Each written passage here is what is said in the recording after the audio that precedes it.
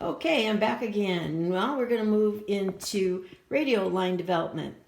And what that means is it's going to be I don't have a triangle. I don't have a pyramid. But anyway, these are all rolled, basically, cones. And, just a little backtrack here. Things like this are called prisms, and these are cylinders. Okay, so anything that's flat, parallel line developed is called a prism. These are called cylinders. Okay, these would be called, if they were like flat pieces, it would be triangular, or a pyramid, and this is a cone. Okay, now the reason why this is a cone and not a pyramid is because it's round. Okay, so pyramids have flat corners, and you saw some of those in the video or lecture. Okay, so this is a piece, and here again I always look because there's so many different ways of manufacturing, but this has one seam, if you can see the seam right there. And so this was rolled, but it wasn't rolled flat, it was rolled into a cone. So if you look at it like that, it goes from wider to smaller. Here's another little thing that you can see, this cute little thing that I keep my craft sticks in. That is also a radial line development. And then of course the little handle it's got, that was parallel line development, because it was flat and it was just bent into a certain shape. Okay, this too, this all started out flat and the little corners were bent, and so if you could see these other ones too, they were bent, and then of course they were soldered or some sort of real quick welded together. And this one actually is almost looking like a pyramid, and if you look at this would be radial line development. Actually, it is from here to here, it is a pyramid shape, and it was bent into shape. You can see this. This is called I think it's called a Maletta. It's a little Italian coffee maker, and my husband makes coffee in it every morning, and it smells really good, although I don't like coffee. Okay, and even the lid, you could see, has that triangular type of shape. So this would be a pyramid shape, not the part down here. And actually, I'm not exactly sure how I made it, but this is a pretty good example of what a pyramid would look like. And that would be called, this is radial line development. And the reason why it is because it starts out here, and if it kept going, it would reach an apex, and that would actually be like a cone. Okay, so that's radial line development. Parallel line developments, all the lines are parallel, and radial line development, they all go up to a point. Okay, now this one, okay, here's a bucket too, another bucket. And I always check to see where the seams are. There was only one seam, so that was rolled in. And the difference between this bucket and that bucket, you can see, right? One is radial line development, this is parallel line development. Okay, and this one, I don't even know if I should have brought this one up, because I'm like, oh, look, it's just crazy. Actually, this one, what I would be calling a transition piece, because it goes from one size to another size, and it's not up in a triangle.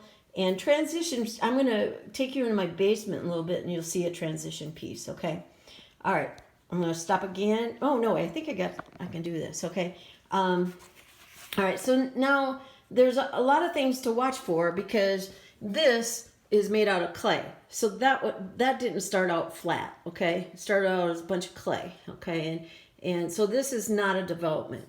You could probably, if you wanted to make it out of steel, you could do that. So be careful. Things like this, made out of clay, made out of glass, made out of wood. Even though it's a box, you notice that there was no folds in this box.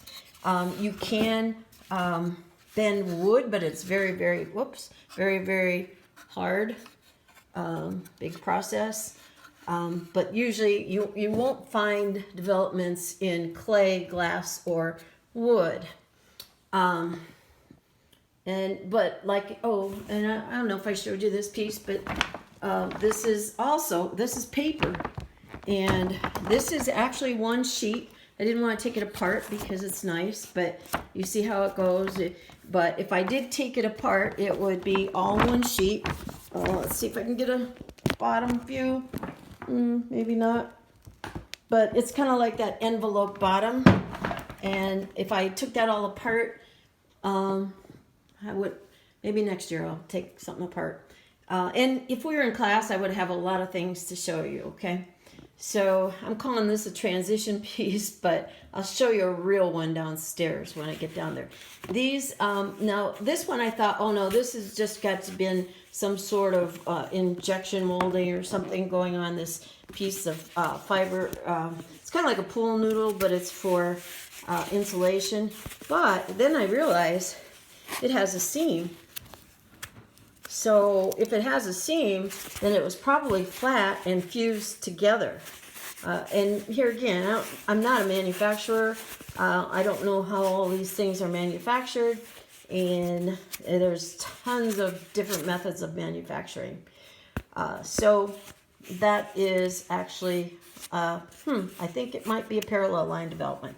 But now, so wood, clay, glass, we're probably not going to see that. Now, metal, also, you might not start out as a development. This, in fact, and like I said, when I saw it, I'm like, had to start out flat because I know it was pressed formed. Okay, it was somehow or another formed from a flat sheet of metal. Okay, not really sure how they make that. Anybody finds out, please share it with the class.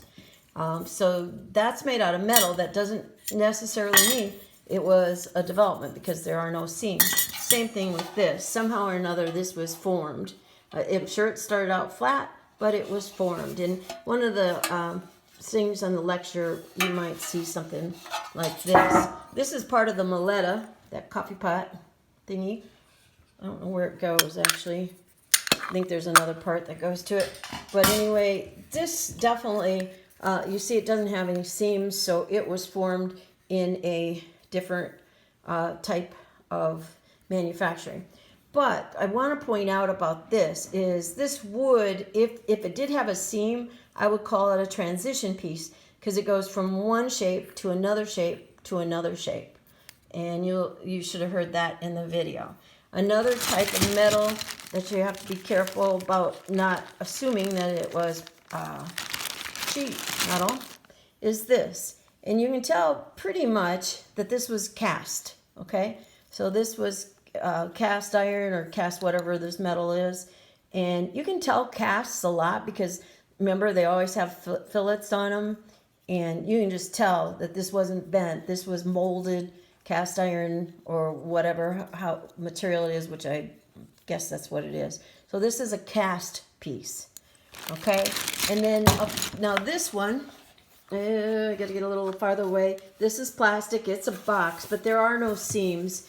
And you can bend plastic. Like I said, I've bent sheet. We used to have a sheet bender, plastic sheet bender, but we don't have it anymore. This, here again, I don't know all the ways they make plastic, but most is like injection molding. And the last thing, of course, is this. It's a box. Looks like a development, but it's not. It's just been injection molded. Okay, so I'm going to take a break here and take you down my basement.